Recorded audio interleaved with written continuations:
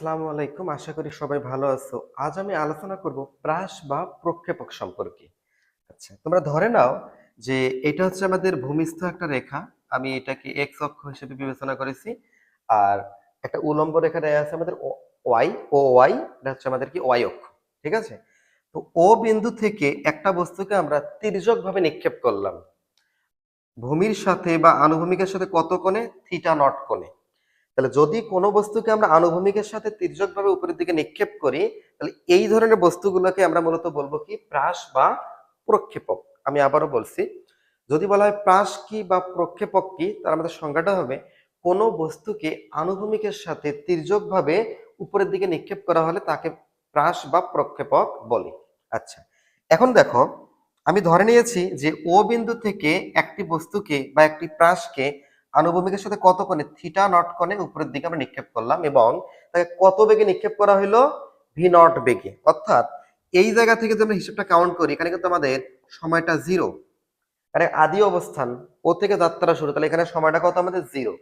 তাহলে জিরো সময়ে, অর্থাৎ তাকে এই আদি অবস্থান থেকে কত বেগে নিক্ষেপ করা হলো? ভি নট বেগে। তাহলে আমরা এই ভি নটটাকে বলবো কি নিক্ষেপণ বেগ।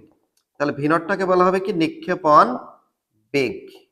আচ্ছা, তাহলে কোন প্রাসকে যত বেগে নিক্ষেপ করা হয় সেটাকে বলা হবে কি নিক্ষেপণ বেগ।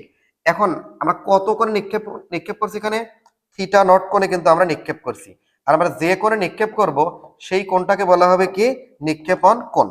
তাহলে যে কোণে নিক্ষেপ করব সেটা হচ্ছে আমাদের কি নিক্ষেপণ কোণ। আর যে বেগে নিক্ষেপ করব সেটাকে বলা হবে কি নিক্ষেপণ বেগ। এখন কথা হচ্ছে, কোনো বস্তু যখন ভূমি থেকে উপরের দিকে ওঠে তখন ধীরে ধীরে তার কি ঘটে? বেগটা কমতে থাকে। এখন মনে করো কিছুক্ষণ পর এই প্রাসটা ঠিক এই জায়গার মধ্যে চলে আসলো। এই বিন্দুটাকে আমি ধরে নিলাম একটা পি বিন্দু, ঠিক আছে? পি বিন্দু আমি ধরে নিলাম। তাহলে এই পি বিন্দুর স্থানাঙ্ক আমি ধরে নেব কত? X Y. তাহলে টি সময় পর ধরে নাও, টি সময় পর প্রাসটা ও বিন্দু থেকে কোথায় যায়? পি বিন্দুতে চলে যায়। তাহলে পি বিন্দুর স্থানাঙ্ক আমাদের এখানে কি ধরা আছে? পি বিন্দুর স্থানাঙ্ক ধরেছি আমরা এক্স ওয়াই। পি বিন্দুর স্থানাঙ্ক এক্স ওয়াই এর অর্থটা কি?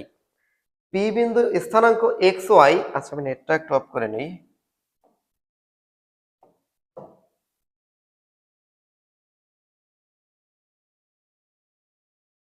সরি, ডিসকানেক্ট করতে কানেক্ট। আচ্ছা, তোমরা একটু দেখো যে তাহলে পি বিন্দুর স্থানাঙ্ক এক্স ওয়াই এর অর্থ প্রাসটা যখন পি বিন্দুর মধ্যে চলে যায় তখন সে ভূমি বরাবর এক্স দূরে অবস্থান করছে। তাহলে ভূমি বরাবর অর্থাৎ আনুভূমিক দিকে সে কতটুকু সরে গেছে? এক্স পরিমাণ। আর উপরের দিকে কতটুকু উঠছে সে? ওয়াই পরিমাণ। আশা করি তোমরা এতটুকু বুঝতে পেরেছো। এখন দেখো, আমি যে কাজটা করব যে আদিবেগের, অথবা কি বলতে পারি নিক্ষেপণ বেগের, আদিবেগের আনুভূমিক উপাংশ, আদিবেগের কি আনুভূমিক উপাংশ। আচ্ছা, আদিবেগটা আমাদের কি ছিল? V naught. এর আনুভূমিকটাকে প্রকাশ করবো কি দ্বারা? ভি এক্স নট দ্বারা। কারণ আনুভূমিক আমাদের কি এক্স অক্ষ বরাবর হিসাব হয়। এখন আনুভূমিক উপাংশ দেখো কি লেখা যাবে? তাহলে আদিবেগটা কত ছিল আমাদের? V naught. তাহলে ভি নটটা কত কোণে ছিল? থিটা নট কোণে। তাহলে ভি নটের আনুভূমিক উপাংশ কি লেখা যাবে? V naught cause theta not. এখন আমি যদি লিখি যে আদিবেগের উলম্ব উপাংশ, কি লিখবো? আদিবেগের উলম্ব উপাংশ। আচ্ছা দেখো, আদিবেগের উলম্ব উপাংশ, উলম্ব উপাংশ কোন দিকে হিসাব হবে আমাদের? উপরের দিকে, ওয়াই অক্ষের দিকে। এবং এটা কি দিয়ে হবে? সাইন দিয়ে। তাহলে ভি নট কি লেখা যাবে? Sign theta not. আমরা জানি আনুভূমিক বলতে আমাদের কস দিয়ে হিসাব হবে, আর উলম্ব বলতে এখানে কি সাইন দিয়ে হিসাব হবে। আমাদের এটা গেল কি আদিবেগের বা নিক্ষেপণ বেগের, এটা ছিল আমাদের আনুভূমিক উপাংশ, আর এটা ছিল আমাদের কি উলম্ব উপাংশ। এখন কথা হচ্ছে, বস্তুটা ও বিন্দু থেকে কিছুক্ষণ পর কোথায় চলে গেছে? পি বিন্দুর মধ্যে চলে গেছে। তাহলে পি বিন্দুর মধ্যে যদি যায় সে কিছুটা উপরে উঠে গেছে। আর আমরা জানি উপরে উঠলে তার কি হবে? বেগের পরিবর্তন ঘটে, বেগ কিছুটা কমে যাবে। আমি ধরে নিলাম যে পি বিন্দুতে যাওয়ার পর তার বেগটা হয়ে গেছে ভি। পি বিন্দুতে যাওয়ার পরে তার বেগের অভিমুখটা এদিকে এবং বেগটা কত? ভি। এখন দেখো, এই ভিটা কত কোণে আছে এটা কিন্তু আমরা জানি না। কোণটা কিন্তু এখানে চেঞ্জ হয়ে যাবে, আমরা এটা পরে জানতে পারবো। এখন দেখো, তাহলে এখন এই ভি যে নতুন যে বেগটা হইলো টি সময় পর, এইটার আনুভূমিক উপাংশ ধরলাম আমি ভি এক্স, আর এইটার উলম্ব উপাংশ ধরলাম আমি কি ভি ওয়াই। তাহলে টি সময় পরে বেগ, তাহলে এই বেগটা যেহেতু আমাদের নিক্ষেপণ বেগ বেগ বা আদি বেগ, তাহলে ভিটাকে আমরা কি বলতে পারি, শেষ বেগ বা চূড়ান্ত বেগ। আচ্ছা, এখন আমি লিখবো যে শেষ বেগের আনুভূমিক উপাংশ, শেষ বেগের কি আনুভূমিক উপাংশ। তাহলে শেষ বেগের আনুভূমিক উপাংশ কি লেখা যায়, vx। আচ্ছা, এখানে আমাদের একটা জিনিস আলোচনার বিষয় আছে, সেটা হচ্ছে আমরা জানি যে ভি সরি আমরা জানি যে V is equal to U plus A T. এই সূত্রটা কিন্তু আমরা সবাই পরে এসেছি, সবাই জানি আমরা, ঠিক আছে। তাহলে দেখো টি সময় পরে বেগটা আমাদের কি ভি না, তাহলে শেষ বেগ হিসাব করার নিয়ম কি, ভি ইকুয়াল কি ইউ প্লাস এটি না। আচ্ছা, এখন কথা হচ্ছে আমি এখানে শেষ বেগের কোন উপাংশ নিচ্ছি, আনুভূমিক উপাংশ। তাহলে আমার আদি বেগের জায়গায় কি নিতে হবে, আদি বেগের জায়গায় কি নিতে হবে, আমাদের যে আদি বেগটা ছিল তার আনুভূমিক উপাংশটা নিতে হবে, কারণ আমি কি আনুভূমিক উপাংশ নিচ্ছি শেষ বেগের। তাহলে আদি বেগের জায়গায় কি নিতে হবে আমাদের, ভি এক্স নট, ঠিক আছে, প্লাস তারপরে কি এটি। এখন আমি কোন দিকে উপাংশ নিচ্ছি, এক্স অক্ষের দিকে, তাহলে এক্স অক্ষের দিকে ত্বরণটাকে আমি প্রকাশ করলাম এ এক্স দ্বারা, আর সময়টা তো আমাদের কি টি। এখন তো আমরা এই জায়গা থেকে দেখো V x is equal two, এই যে ভি এক্স নট আছে, ভি এক্স নট সমান আমাদের কি লেখা যায়, V naught cause theta nought plus এখানে এ এক্স, এক্সটা কি আমাদের এক্স অক্ষ বরাবর ত্বরণ। আচ্ছা দেখো, একটা বস্তু যখন উপরের দিকে উঠতে থাকে তখন তার খাড়া নিচের দিকে কিন্তু এমজি বলটা কাজ করে, আর এমজি বল কাজ করার কারণে এটা কি বস্তুটার গতির কি বিপরীতে কাজ করতেছে না এমজিটা। যেহেতু এই এমজিটা কি যখন কোনো বস্তু উপরের দিকে উঠবে, ওঠার সময় এমজিটা কিন্তু তার গতির বিপরীতে কাজ করে, যার কারণে বস্তুটা ধীরে ধীরে কি হয়, বেগটা কমতে থাকে, অর্থাৎ তার মন্দন ঘটে। কিন্তু কথা হচ্ছে নিচের দিকে এমজি বল আছে, কিন্তু আনুভূমিক বরাবর কি আমাদের কোনো বল আছে, আনুভূমিক বরাবর কোনো বল নেই, শুধুমাত্র কি আছে, জড়তা। আর যেহেতু আনুভূমিক বরাবর কোনো বল নাই, আমরা জানি বল এফ ইকুয়াল কি এম এ, তাহলে তার মানে এম এ কত আমাদের zero, R M A zero মানে কত এ জিরো, তাহলে ত্বরণ বা মন্দন কত জিরো। তাহলে আনুভূমিক দিকে যদি আমাদের ত্বরণ বা মন্দন জিরো হয়, এর অর্থটা কি দাঁড়ায়, আনুভূমিক বরাবর তার বেগের কোনো পরিবর্তন ঘটবে না। তাহলে আনুভূমিক বরাবর ত্বরণ কত বসাবো আমরা, জিরো ইন্টু টি।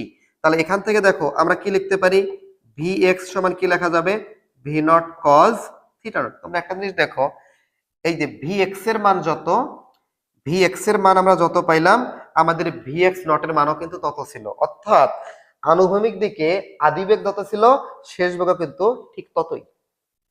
তাহলে আনুভূমিক দিকে আদিবেগ যত শেষ বেগও তত, এর অর্থ আনুভূমিক দিকে বেগের কোনো পরিবর্তন ঘটবে না। আবারও বলছি যে আনুভূমিক দিকে প্রাসের বেগের কোনো পরিবর্তন ঘটবে না। তাহলে কোন বরাবর পরিবর্তন ঘটবে, উলম্ব বরাবর, ঠিক আছে। আচ্ছা, আমরা একটু পরের স্টেপে চলে যাব, একটু দেখো আমি সরি আমি এটা সহ একটু সরিয়ে নিচ্ছি উপরের দিকে। এখন দেখো আমার এটা কি ছিল, শেষ বেগের কি আনুভূমিক উপাংশ ছিল না, এখন আমি নেব শেষ বেগের উলম্ব উপাংশ, এখন আমি নেব শেষ বেগের উলম্ব উপাংশ, শেষ বেগের উলম্ব উপাংশ। সিস্টেম কিন্তু আমাদের একই, দেখো এখানে আমি ভি এক্স লিখছিলাম, তাহলে এখানে কি লিখবো আমি, ভি ওয়াই, এখানে ভি এক্স নট লিখছিলাম, মানে এক্স অক্ষের দিকে অর্থাৎ আনুভূমিক দিকে আদিবেগ লিখছিলাম। এবার কি নেবো আমি, উলম্ব দিকে আদিবেগ মানে ভি ওয়াই নট প্লাস এখানে লিখলাম এ এক্স, তাহলে এখানে কি লিখবো, এ ওয়াই ইন্টু টি। এখন তোমরা দেখো V Y is equal to কি লেখা যায়, ভি ওয়াই নট আমরা কত জানি, V nought sine theta nought, V nought sine theta nought plus A Y, A Y বস্তুটা উঠতেছে কোন দিকে, উপরের দিকে, কিন্তু জি কাজ করতেছে কোন দিকে, নিচের দিকে। তাহলে আমাদের উপরের দিকে যদি কোনো বস্তু উঠে থাকে তার ত্বরণটা ধরতে হয় কি মাইনাস জি, এটা আমরা জানি। তাহলে এ ওয়াই এর মান কত, মাইনাস জি। তাহলে দেখো আমরা এখান থেকে কি পাইলাম, যে V Y is equal to, অর্থাৎ উলম্ব বেগের সরি শেষ বেগের যে উলম্ব উপাংশ কি লেখা যাবে, V nought sine theta not minus GT. এখন কথা হচ্ছে এই দিকে হচ্ছে আমাদের ভি এক্স আর এই দিকে আমাদের ভি ওয়াই, এই ভি এক্স এবং ভি ওয়াই কার উপাংশ, ভি এর উপাংশ। এখন যদি আমাদের ভি এক্স এর মান জানা থাকে আর ভি ওয়াই এর মান জানা থাকে, আমরা কি নরমালি ভি বের করতে পারবো না? কারণ ভি এক্স এবং ভি ওয়াই এর মধ্যবর্তী কোণ কত? 90। তাহলে ভি এক্স এবং ভি ওয়াই এর লব্ধিটাই হবে কি? শেষ বেগ ভি। এখন যদি বলা হয় যে টি সময় পর বা 1 সেকেন্ড পর বা 2 সেকেন্ড পর প্রাসের বেগ কত, যদি আমাদের কিছুক্ষণ পর প্রাসের বেগ বের করতে বলে, তাহলে আমরা কি বের করতে পারবো? দেখো তো, V is equal to root over কি লেখা যাবে? ভি এক্স স্কয়ার প্লাস কি ভি ওয়াই স্কয়ার। তাহলে দেখো ভি সমান কি লেখা যায়? ভি এক্স এর পরিবর্তে কি লিখবো আমরা? V naught cos theta not তার উপরে স্কয়ার প্লাস ভি ওয়াই এর পরিবর্তে কি লিখতে পারি? এই যে বের করছি, V nought sine theta not minus GT তার উপরে স্কয়ার। এখন দেখো এটা কিন্তু আমাদের অনেক ইম্পর্টেন্ট একটা সমীকরণ, ঠিক আছে? দেখো এই সমীকরণটার মধ্যে আমরা কি কি পাইলাম? দেখো আমাদের ভি নটটা কি? নিক্ষেপণ বেগ বা আদি বেগ, যে বেগে নিক্ষেপ করব। থিটা নটটা কি? আনুভূমিকের সাথে ততক্ষণে প্রাসটাকে নিক্ষেপ করব, নিক্ষেপণ কোণ। আর জি তো আমরা জানি, আর টিটা কি? সময়। তাহলে যদি আমাদের আদি বেগ জানা থাকে, নিক্ষেপণ কোণ জানা থাকে, জি তো আমরা জানি, আর আমাদের সময়টা জানা থাকে, তাহলে এই তথ্য দিয়ে কিছুক্ষণ পর প্রাসের বেগ কত আমরা কিন্তু সহজেই বের করতে পারবো। আমাদের আজকের আলোচনা এতটুকুই। আশা করি সবাই বুঝতে পেরেছো। সবাই ভালো থেকো, সুস্থ থেকো। আসসালামু আলাইকুম।